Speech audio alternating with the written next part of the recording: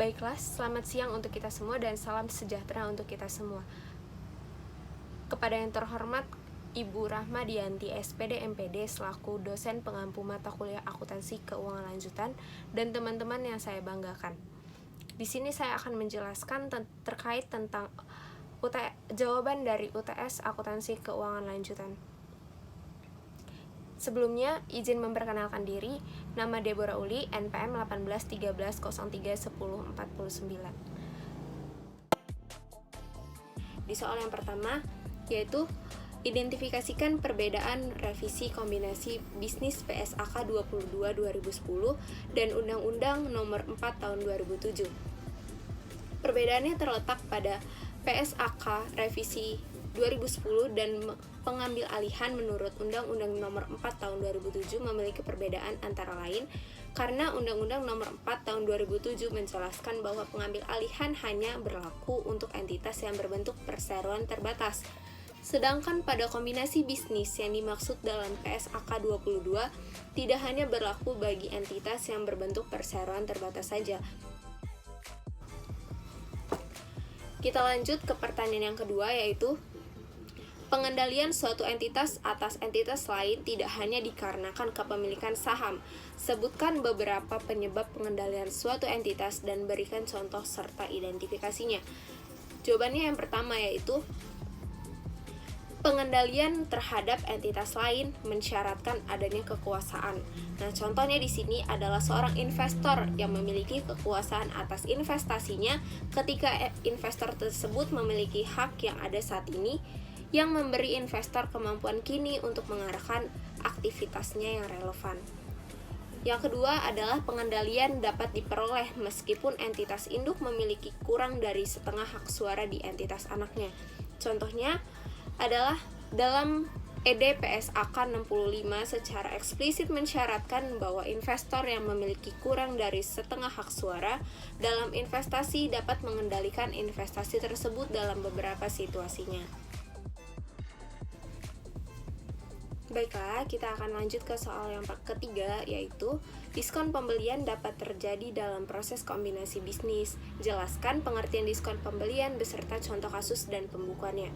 Nah, diskon pembelian tersendiri adalah diskon yang diberikan pada saat atau setelah terjadi transaksi dan biasanya muncul saat terjadi tawar-menawar harga dengan alasan kedekatan personal ataupun volume pembelian ataupun dengan jenis kualitas barang tersebut. Contoh kasus dan pembukuannya adalah dibeli barang dagangan tanggal 1 Desember 2017 dengan faktur sebesar Rp500.000, syarat 2/10 N/30. Perusahaan tersebut membayar utangnya pada tanggal 10 Desember 2017 sehingga diperoleh potongan pembeliannya sebesar 2%. Nah, pembukuannya gimana? Pembukuannya pada tanggal 1 Desember itu pembukuan yang terjadi adalah pembelian pada utang sebesar Rp490.000 dan pada proses pelunasannya di tanggal 10 Desember 2017 pembukuannya yaitu utang pada kas sebesar Rp490.000. Kenapa 490.000? Kenapa nggak 500? Nah, karena perusahaan tersebut menerima diskon atas pembeliannya sebesar 2%, yaitu 10.000. Jadi, yang tertulis di sini adalah sebesar Rp490.000 karena 10.000-nya sudah masuk dalam diskon. Kenapa nggak ditulis di dalam jurnalnya? Nah, di sini kita catat pembukuan ini dengan harga neto. Tapi apabila kita catat pembukuan dengan harga bruto, maka diskon pembelian sebesar 10%-nya itu sebesar Rp10.000-nya di 2% itu masuk ke dalam jurnal. Baiklah, kita lanjut ke pertanyaan terakhir, yaitu kertas kerja merupakan sebuah pendukung laporan keuangan konsolidasi. A. Jelaskan pengertian dan manfaatnya. Dan B. Dapatkah laporan konsolidasi tersebut disusun tanpa kertas kerja? Berikan alasannya. Nah, pengertian kertas kerja sendiri ataupun worksheet itu digunakan untuk mempermudah penyusunan laporan keuangan. Prosedur penyusunan laporan kertas kerja itu tergantung pada dasar yang dipakai, yaitu laporan keuangan individualnya ataupun neraca saldonya secara individual. Manfaatnya apa? Manfaat dari kertas kerja tersebut ada dua, yaitu dapat memberikan gambaran yang jelas tentang total sumber daya perusahaan hasil gabungan di bawah kendali induk perusahaan kepada pemegang saham, kreditor, dan penyedia dana lainnya.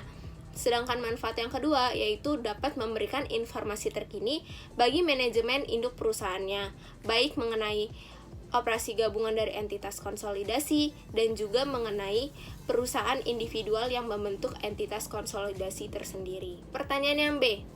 Dapatkah laporan konsolidasi disusun tanpa kertas kerja? Berikan alasannya. Laporan keuangan konsolidasi tersendiri merupakan laporan penyajian posisi keuangan dan hasil operasi untuk induk perusahaannya atau entitas pengendalinya dan satu atau lebih anak perusahaannya atau entitas yang dikendalikannya, seakan-akan entitas-entitas individual tersebut merupakan satu entitas atau satu perusahaan.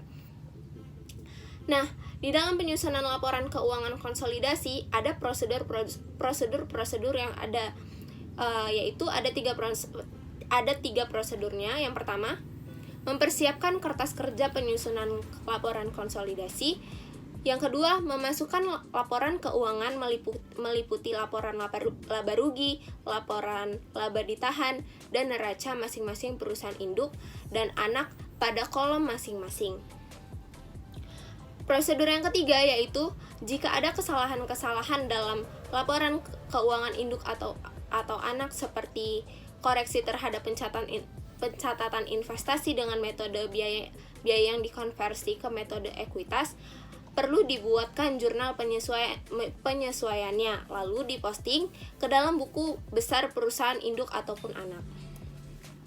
Jadi, sudah dapat dipastikan bahwa laporan konsolidasi harus menggunakan kertas kerja karena sudah termasuk dalam prosedur dan dalam penyusunan laporan keuangan konsolidasi.